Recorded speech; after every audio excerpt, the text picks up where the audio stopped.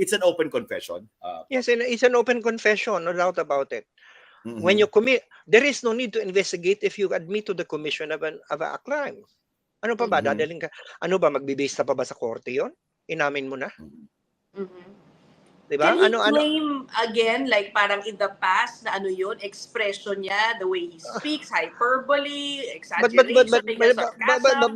Yeah, but it's still an under oath. It's an admission under oath, di ba? Pag nag-o-oath ka, lahat ng statement mo pwedeng gamitin laban sa'yo. Yun nga ang hindi ko maintindihan. Siguro nalimutan niya na under oath siya or talagang sadyang akala niya impunity. Kala niya pwede siya makalusot. Ngayon ito test ito sa ating sistema ng batas. Kapag dito ba naman ay makalusot pa siya, talagang kailangan na sigurong dalhin tong korte na kaso na to sa ICC.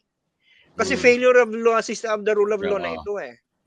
Kapag ito ay makalusot pa siya dito, at malusutan niya to, abay kailangan na talagang dalhin sa ICC. Yun lang ang sinasabi ko. Ako personally, sa ngayon, gusto ko dito siya litisin. Ako, kontra ako dyan sa pagdadala sa ICC sapagkat yan ay pagsuko ng ating soberenya sa isang na hindi naman compose sa mga Pilipino.